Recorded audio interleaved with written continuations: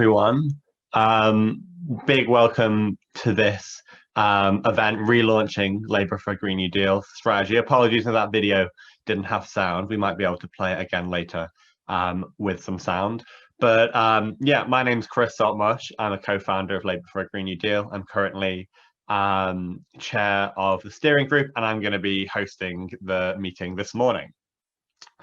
Just by way of introduction, I think, one of the reasons I'm really excited about this event is that we know that the climate crisis continues to intensify. The kind of economic injustices that plague our society are just getting worse, and the pandemic over the last year or so has added new layers to these crises. But we also know that they all have the same root and they all have the same solutions. And so as Labour for a Green New Deal, we're still here because we know that a socialist Green New Deal that can address these interlinked crises at the root through the Labour movement is as crucial as ever.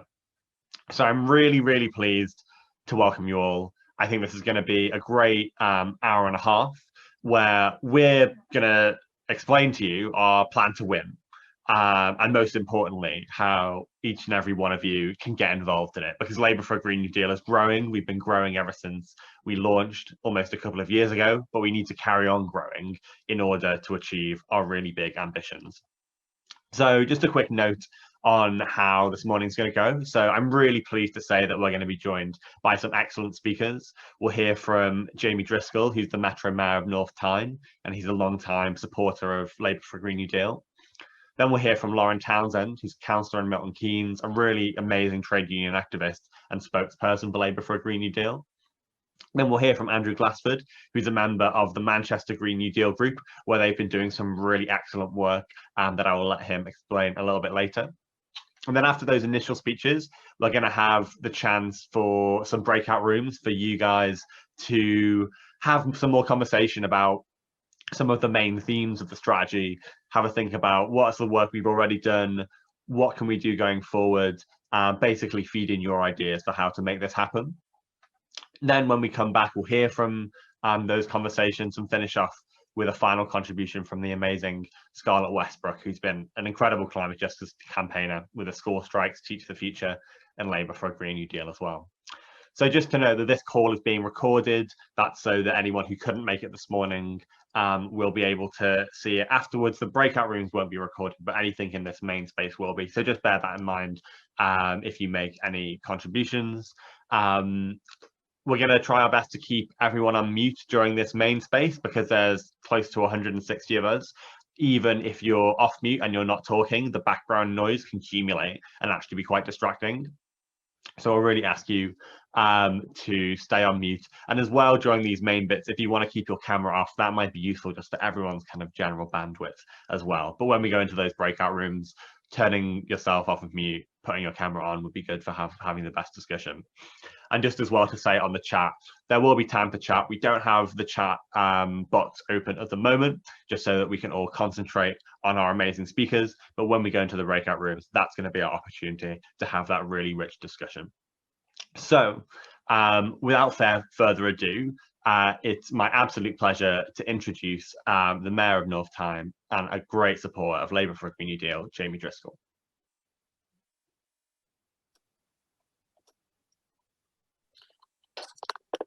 Just to say, Chris, I think we're in trouble getting Jamie on the call at the moment. It might be worth going straight to Lauren, and then we can go to Jamie. Okay, well, we'll come to Jamie when he joins us. Sorry if there's technical difficulties. So I do think we have Lauren. So it's my equally great pleasure to introduce Lauren Townsend, who, as I said before, has been an amazing trade union activist, is doing amazing work as a councillor locally, and has been a really integral part of our campaigning with Labour for a Green New Deal. So, Lauren. Hello, can you hear me? Fabulous. Hello, everybody. Yeah, so I'm here today to talk you through where we were. Oh, sorry, my dog has just run in the room very energetically. This is the, okay, you stay there. So I got involved in Labour for a Green New Deal very, very early on. The old campaign kind of launched around 2019, and the idea behind the original campaign was to build a coalition across the left that would take a motion to conference that would basically put in the Labour manifesto and enshrine in Labour policy that we were going to fight for a transformative and socialist Green New Deal. And now, as many as you will know, that was successful. We took the motion to conference in 2019. That motion was backed by 128 CLPs. It was overwhelmingly passed at Labour conference. It received the backing of 7 trade unions, including Unison, Unite, the Bakers Union, CWU and FBU. And the message was really, really clear. The message was that the Labour movement were united behind the need for a transformative socialist Green New Deal. And what I liked and why I got involved is that Labour for a Green New Deal wasn't kind of judgy in pushing a green agenda. Like, I don't know how some of you guys have felt, but I have sometimes felt in the past that, you know, green policies have been very focused on the individual. You are to blame as an individual. You are the reason that we're in this crisis. You need to make changes. And a lot of the changes that are recommended of individuals are actually things that are almost out of reach to the majority of people, to the majority of the working class who are going out and working all hours under the sun to make ends meet.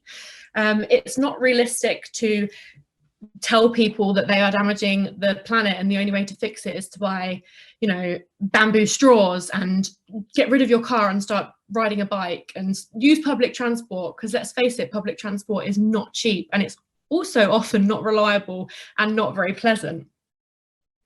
So what Labour for a Green New Deal outlined was the fact that there are just 100 companies globally who are responsible for the majority of carbon emissions across the world. Just 100 companies, 100 large corporations with, you know, billionaires at the top of that kind of hierarchy of those companies are responsible for what we are now facing in terms of the climate crisis.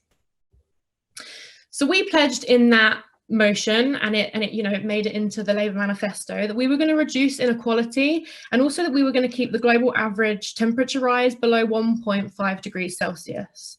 And there were so many, I mean, I'm not going to run through it because I've only got 8 minutes, but like if you go through the Labour manifesto from the last general election and you pick out all of the green policies, I think I've got them in a document somewhere, and it's like 3 whole A4 pages of all of these policies that tie into the Green New Deal, that tie into a just transition for workers, that create jobs, that focus on renewables. And one of my favourite bits of that is the public ownership element, the fact that we pledged to bring, you know, we fought to bring energy and rail under public ownership, and making sure that the costs of decarbonisation are paid by the wealthiest through fair and progressive taxation and not paid for by working people or their families.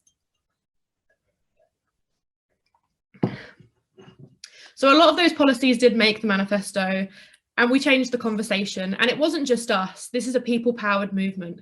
You know, we're going to have Scarlett on the call later, and she is one of those school strikers, and they operated across the globe, basically saying, you know, we're the next generation. We're the ones who are going to end up with this. We're going to inherit this planet, and you are ruining it. And we are putting our feet down now, and we are saying, actually, enough is enough, and we want you to change the way you're working, because change is possible. It is a choice not to change. It is a choice not to fight to reduce the rate at which the temperature is increasing across the planet. That is a choice, and it is a choice made by the wealthy. It is a choice made by the elite, and it is a choice that has implications on the poorest in society. It is the poorest in society. It is those who work really, really hard, like I said, to make ends meet. They're stretched as it is, underpaid, overworked, and they're the ones who are likely going to be living in areas where they've got little access to green space, where they're going to have higher levels of air pollution, and they're the ones who later on are going to continue to suffer. So now for, I guess, the sadder bit of the story of how Labour for a Green New Deal has developed. We obviously didn't win the election in 2019. Now, I'm still gutted about that, and it's now 2021, and I'm sure a lot of you are still gutted about that, because I really feel like it was a chance to change this country and to also contribute to changing the world globally and to playing a bigger part in what the world needs to become. But we didn't win. We didn't win. So we have to change the strategy, unfortunately. As Chris already said, we've now got the joint crises of COVID, the coronavirus pandemic, on top of the climate crisis. The climate crisis hasn't gone away. We've just had a new crisis in the pandemic that has kind of taken people's time and energy for a while, and rightly so. But one of the good things we've seen coming out of that is community aid groups and mutual aid groups, and how people have really come together sorry, I had a hiccup, and how people have really come together in a time when, let's face it, the government's let us down. The government let down working people. They've been too slow to act. They haven't provided the correct aid. Where they have gone to provide aid, they've often provided aid in really ineffective ways that haven't reached those who need it most. So it is, I know that where I live in Milton Keynes, it is communities who have stepped up. It is communities who have started operating food banks. It is communities who have volunteered to go out and collect prescriptions for those who've been isolating. And it is communities who are going to be a force for good and a force for change when we talk about finally tackling the climate crisis. And let's face it, a people-powered movement is always how we've won through history. People-powered movements, it's how we won votes for the working class, it's how we won votes for women, it's how we won health and safety and maternity and paternity rights at work.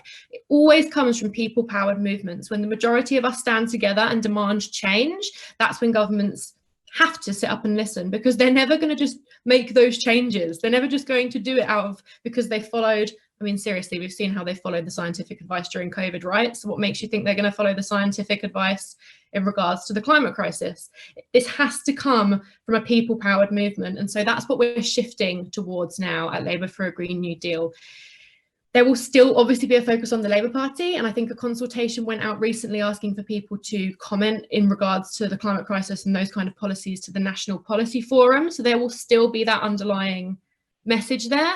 But in general, the main aim is to build a strong left coalition for a socialist Green New Deal and to build support amongst Labour Party members and also key party institutions. So we need to organise and mobilise around that policy. So Labour adopts new or adapted Green New Deal policies and they push for a green recovery. You know, we're likely to be in opposition now for several years. We are not likely to have a general election again until 2024 if we're being realistic about it, but we still need the opposition to be pushing for the change that we need, because you know, another 3 years in opposition, that's a long time for us to continue putting the climate crisis on the back burner. So we also, so there's 6 core aims. I'm just going to outline it in that way in the new strategy. The first one, like I said, is building that strong left coalition. The second one is coordinating and supporting a base of workers to leverage the power of trade unions and the workers' movement. And this is crucially important. The climate struggle, until Labour for a Green New Deal, the climate struggle had never really got the trade unions on board. A lot of trade union membership was always in areas that are, you know, high carbon industries. And so the need to kind of back their employees and their members over the need to tackle the climate crisis always won out.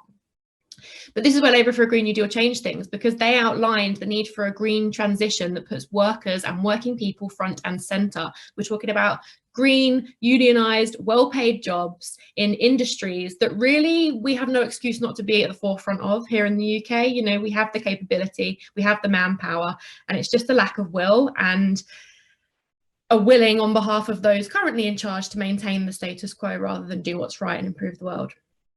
The third aim is to build a network of local groups that will leverage power towards a socialist Green New Deal. So the original campaign already started on this. You know, we had local community groups popping up and down the country. And I'm sure this might be something Jamie talks about later, because I know Manchester have a really good local group. We've got a little local group here in Milton Keynes, and they are all over the country. And it's critically important. If you take one thing away from this relaunch today, go and find out if you've got a local Green New Deal group. If you do, join it and get involved. If you don't, set one up. Get in touch with one of us at Green New Deal and set one up, because we need these to be popping up and down the country. We need local people to lay out what a Green New Deal will look like to them where they live. Number 4 is to hegemonise our socialist conception of the Green New Deal and the path towards it within Labour for a Green New Deal and at key points within the movement. So this is about working with kind of wider labour and climate justice movements, and really just, again, promoting and reinforcing that socialist conception of the Green New Deal, and working on political education. And again, that's something you can do in your local groups. Political education can be key to what you do in those local groups and bringing your community on board with what change will look like.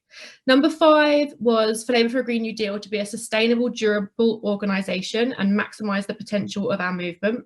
So it's really, really important, I think, to highlight here that kind of This campaign has been started by the grassroots and it is run by the grassroots. All of the people who you see who are kind of the founders or the co-directors of Labour for a Green New Deal do so on a voluntary basis. And that's critically important, because when we look at other green organisations or those that, you know, claim to be fighting for climate justice, of course they are in their own ways, but NGOs, they always have kind of, they're in other interests there, let's say. This has really been people powered from the people on the ground from the beginning, and it still is, even, you know, 2 years in.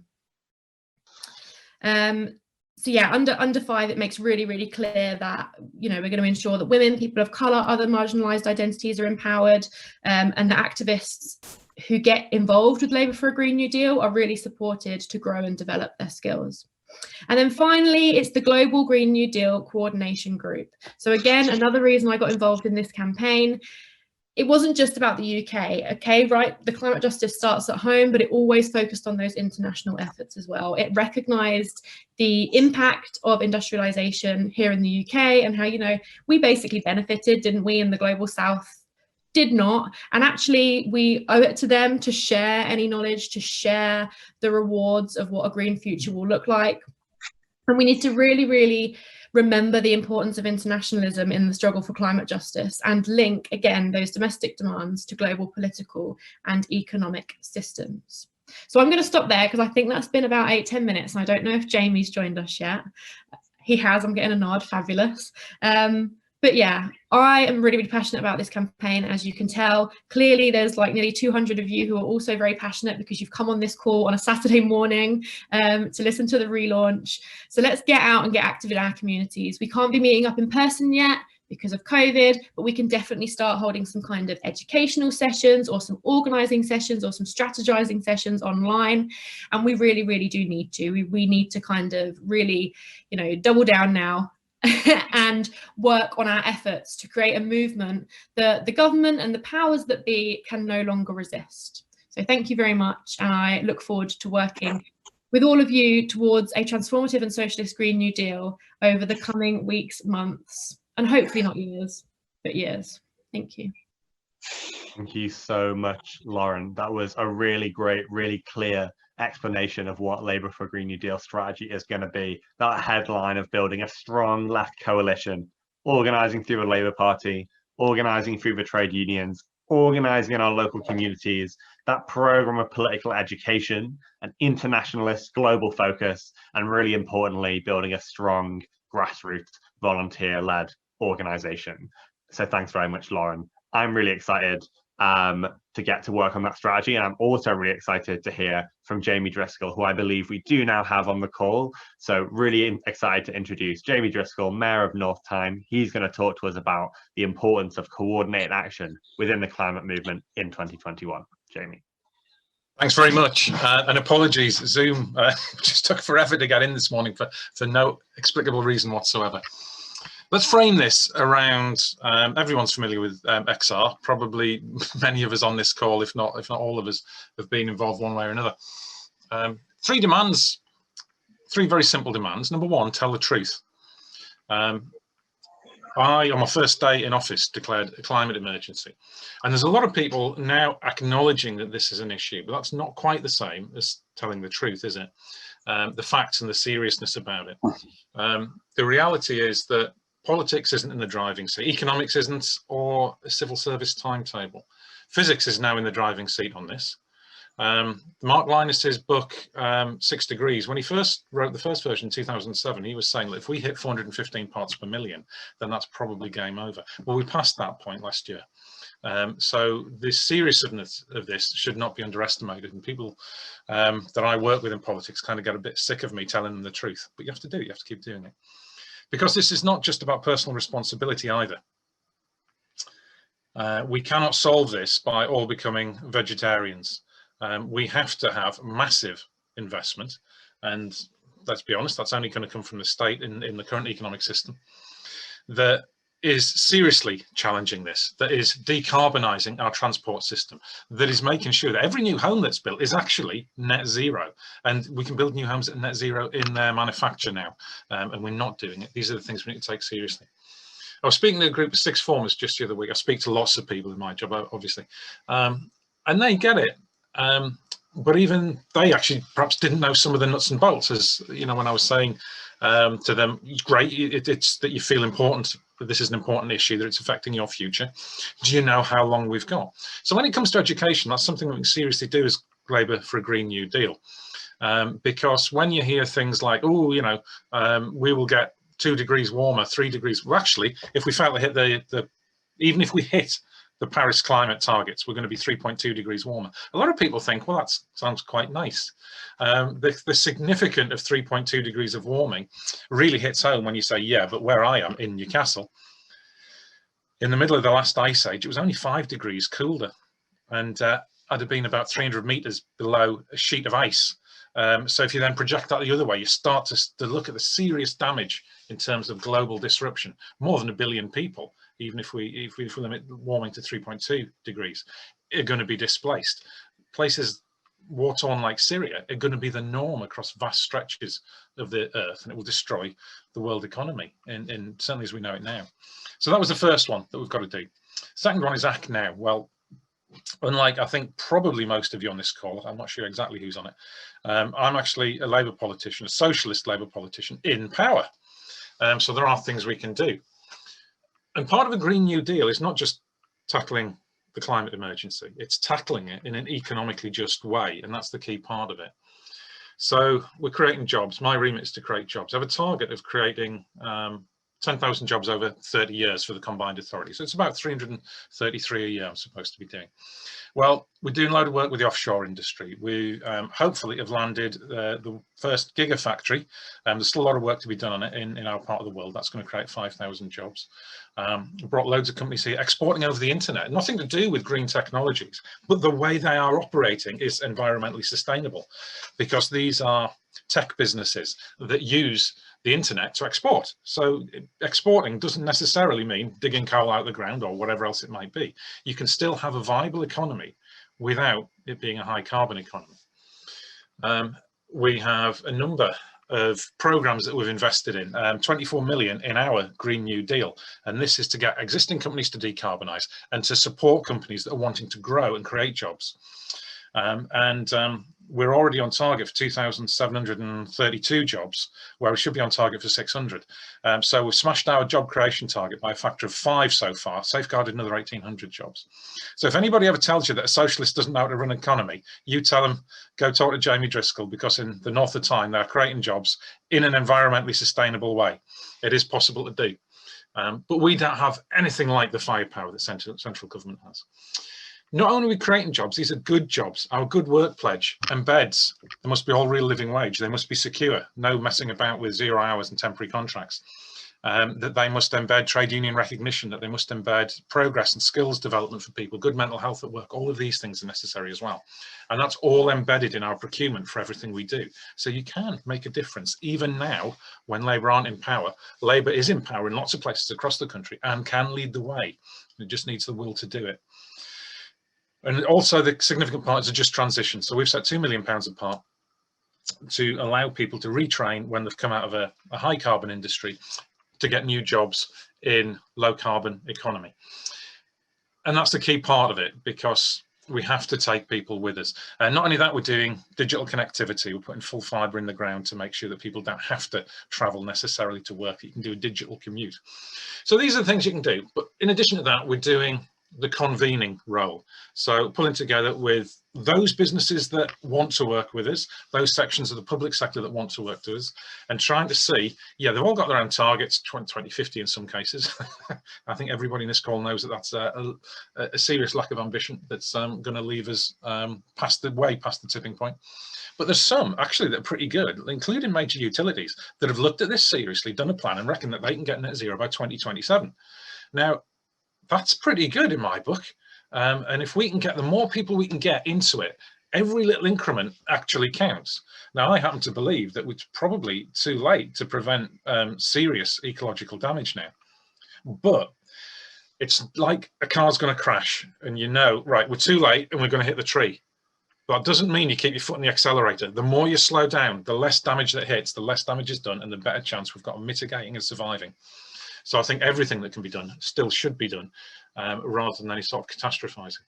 but we have a lack of powers. Nevertheless, with the transport plan that I have a role in, even though I don't actually control those powers at the moment, we have a net zero carbon strategy for the entire Northeast, which includes massive expansion of public transport, a plan to reduce the number of car ownership. I would like to reduce the number of cars by 100,000 on the roads, because yes, electric cars are better than fossil fuel cars, but they are still cars that use vast amounts of resources, and the tyres still throw out particulates which damage people's health.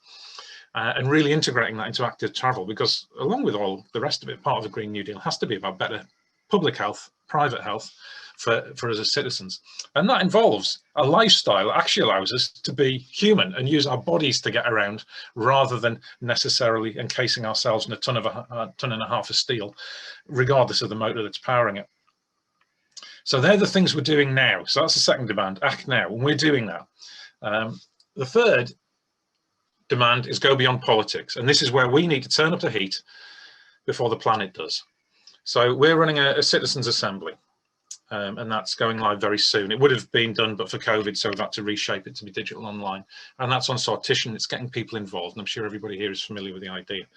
And we're pitching it around, well, what are the things we can do collectively as a community that we can be involved in, that the North of Tyne can invest in, that will start to make a real difference? And that's partly about actually getting the public engaged. The UK climate strikers, the schools climate strikers, very effective. A lot of them, and some of them are now moving on to university and to work and things like that. Have left school, and I think that's something that as a Green New Deal we can start to get that generation of people into organised activity. Because it's one thing to go on a school strike, it's quite another when you're faced with, oh right, how do I initiate something? How do I run a campaign? How do I turn this into a movement rather than just an individual action? And I think that's a big role that we have as Labour as a Green New Deal. And the final point to make, I think, is that we have to get this right, because those who are hand-wringing about climate haven't recognised that climate is the next Brexit. It's a serious part of the ongoing culture war, whereby the establishment, the neoliberal establishment, would very much like to say, oh yes, all of these people who care about things, they're just bleeding hearts and they want to take your money. And if you're struggling, you know, to drop your kids off to school and then go to your first job before you go to your second job, and somebody's saying, don't have a car, then you think, oh, bloody hell, these people are crazy. So that's where we have to make sure that we're strong with the concept of a just transition, because this is about economic justice as well as climate justice. Bring them together. I'll stand with you on everything, because this is going to wreck the planet. If we see the damage that's been done by COVID, the damage that's going to be done by climate catastrophe outweighs that by orders of magnitude. So we have to stand, and we have to stand together. Thank you so much, Jamie. It's so great to hear from a socialist in local government, promoting the Green New Deal, promoting just transition, promoting economic justice. So thanks so much for coming along this morning. Shout out to your excellent credibility with your bookcase behind you as well. Great job on that.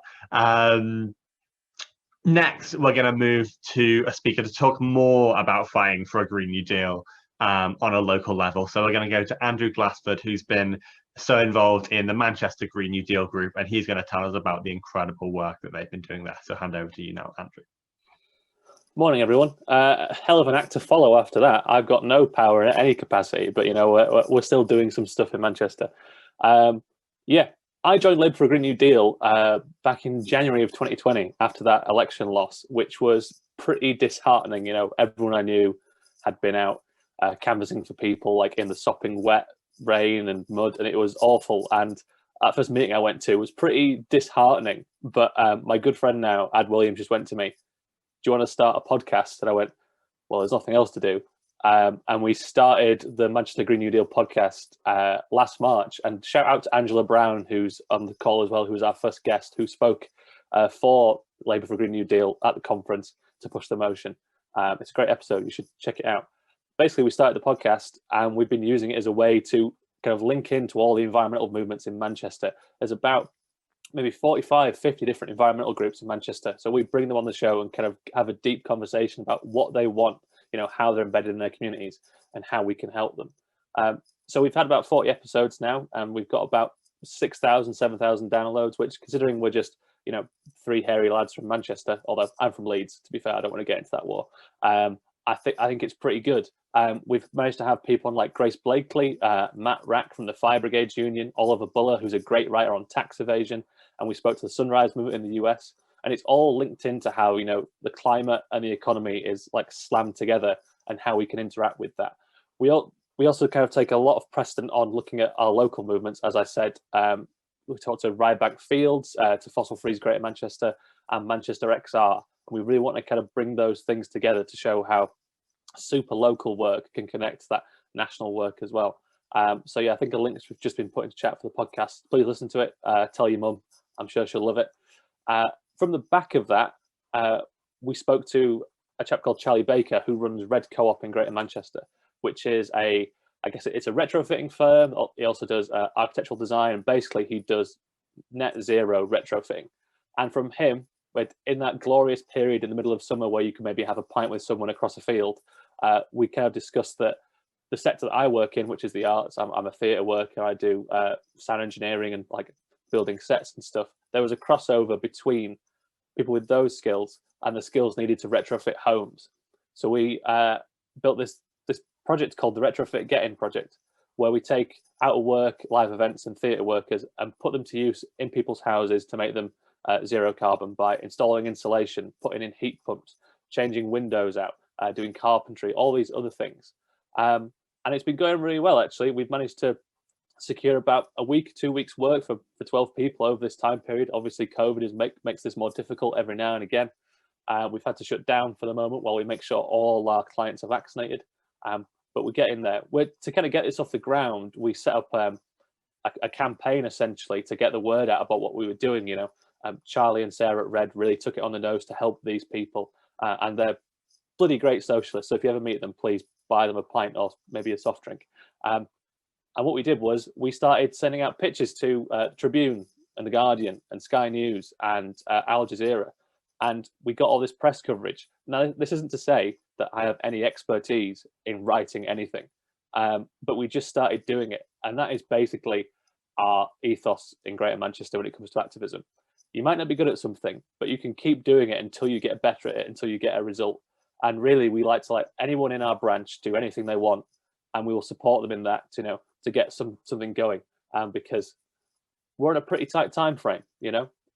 It's really heartening to hear that maybe we could be zero carbon energy-wise by 2027 if the nation gets moving. But I don't think that's going to happen quite yet. So we're just throwing ourselves at the wall to see what we can get to stick. So yeah, that's all I've got to say, really. I'd also like to invite Jamie and Laura onto the podcast to come and chat about the great work they're doing. So sorry to call you out.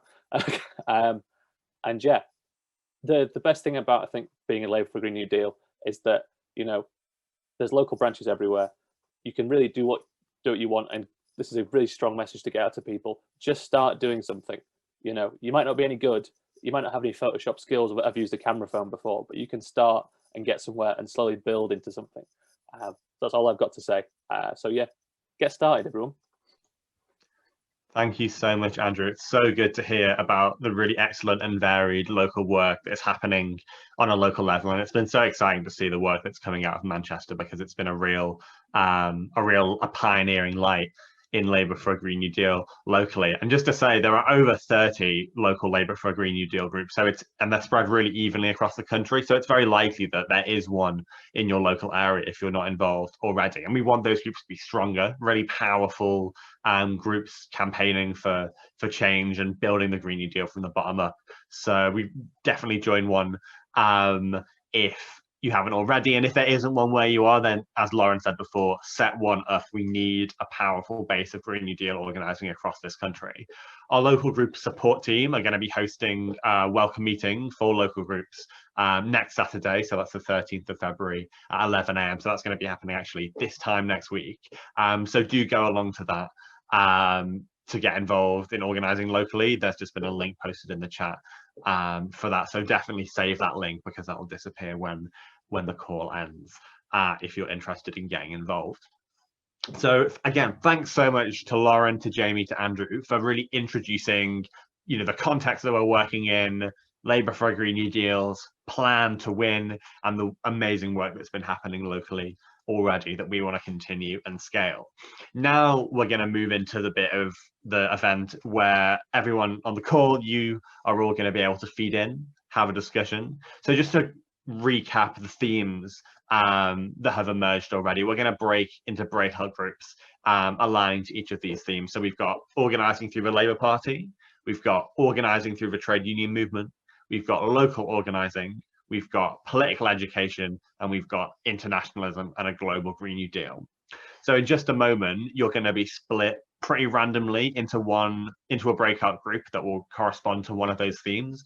Unfortunately, we don't have quite the tech capabilities for you to decide which group you're going to go in. But I think regardless of which group you end up in, whether you have experience in that, a specific interest in that, or whether it's something that's a bit more new to you, I think there's going to be lots that you can contribute, and we're really, really keen to hear your thoughts on that specific strand.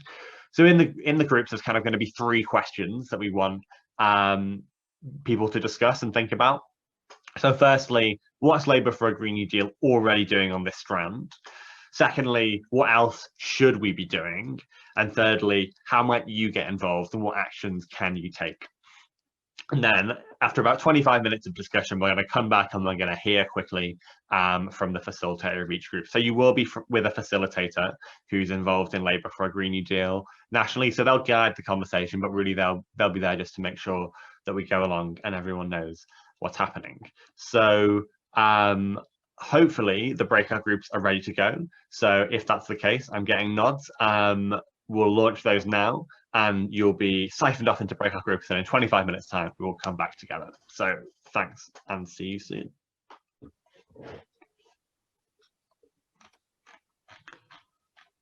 Welcome back, everyone. I think we're just waiting for a couple more people to come back. Is that right, Emma? Everyone should be back now. Great. So everyone's back. I hope you all had productive, exciting discussions in your breakout groups. We're now going to hear really briefly from each of those.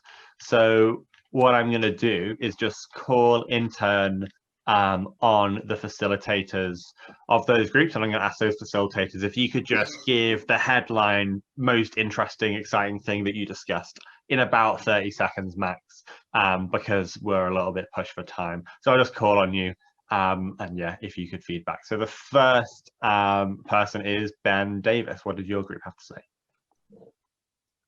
So our group had some really good ideas going around. We were talking about kind of how we can grow our understanding of a socialist Green New Deal. So we're talking a lot about political education. So we talked about some interesting ideas like how we can sort of push the Labour Party to bring in environmental or Green New Deal officers at CLPs as a default, so that local groups and CLPs are given the space without having to push for it within parties at a local level that might be a little bit hostile.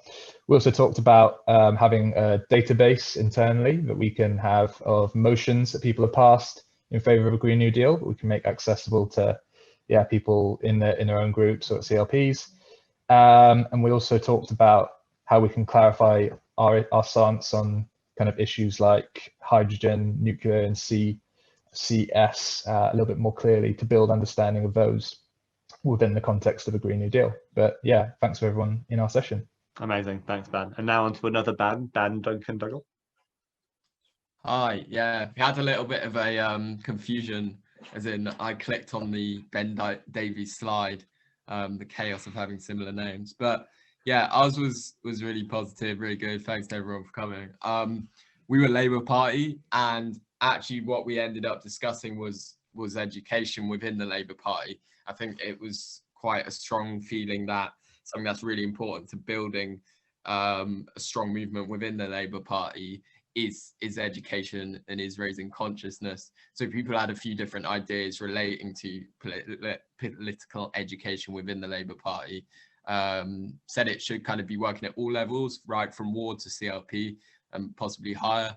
There was the idea of definitely going for high profile speakers, because sometimes people are more willing to speak at your local meeting than you might think.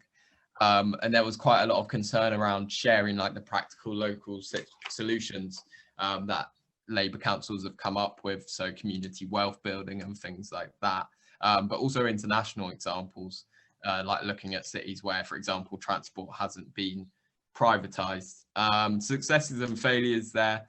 We felt like a real opportunity. So perhaps a site failure was to build awareness of like those concrete local Labour Council related solutions. And also there's been a site failure, we feel, in terms of obviously the leadership being able to roll back the Green New Deal aims slightly. But again, hopefully that's an opportunity for success in the future. Thanks so much, Ben. Can I just remind everyone else who's coming up to give feedback now to really keep it to 30 seconds if you can, because we're pushed for time and there's a lot of you. So the next is another Ben. I'm doing it alphabetically. They're not all called Ben. And that's Ben Lennon. Yeah, so our group spoke about internationalism. We talked about how we could support around COP26, but also to like look at internationalism from a local level to start the conversation of something really basic and expand out to the wider idea of like what's on my plate. Generally pass motions at CLPs and trade unions around internationalism, take local climate action, but emphasize the international moral justifications and ramifications. It would also be really good to have a national forum of communications on international work that local groups are doing so we can inspire each other, and just demand that green jobs are ethical in their supply chains and employment practices as well. Thanks. Amazing. Thanks a lot, Ben. And now Ewan. Thanks, folks. Yeah, we had a really extensive, slightly freewheeling conversation, but I think the main things we took away was about the importance of sharing best practice between different councils. Also, I think the importance of devolved governments and mayoralties as well in terms of using the powers that they have, and also generally the success of the manifesto and the requirement to reboot that manifesto process, to reboot our kind of interest in this using different motions and such like that. It was a really good conversation. Thanks, folks. Amazing. Thanks, Ewan. And now Matt Buckley.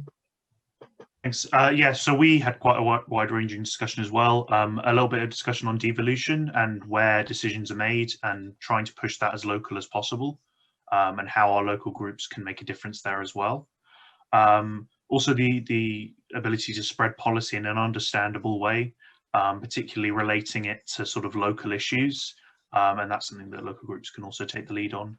And then finally, sort of linked to devolution really was pushing Labour councils that are already Labour to do as much as they can on green issues as it becomes sort of a growing issue over the next few years. Thanks, Matt. Rosie?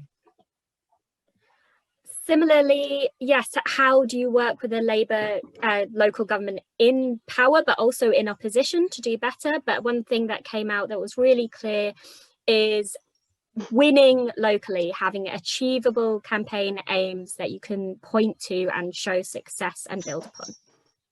Thanks, Rosie. Yara? Hello. We had a really wicked group and we discussed lots of things, but the thing that kind of stuck out was this feeling from like almost everybody in the group actually, that we should be socialist without using the word socialism, which I thought was interesting. That is an interesting provocation. Thanks, Yara. Alex? Yeah, so we were the international, one of the international ones, and we mostly talked about how we can change our sort of lifestyle and the way that we interact with transport to put less pressure on supply chain and how ethical the current supply chains are around green technologies. We're getting lithium and cobalt, where we get them from, and how we can actually sort of mitigate them, as well as a bit on migration and resisting eco-fascism, things like that. Thanks, Alex. Johnny? Hi, so yeah, our group was talking about working to improve understanding of a socialist Green New Deal within the movement. So we had lots of different stuff come up. We talked about networking better, so communicating and involving people in things that are happening.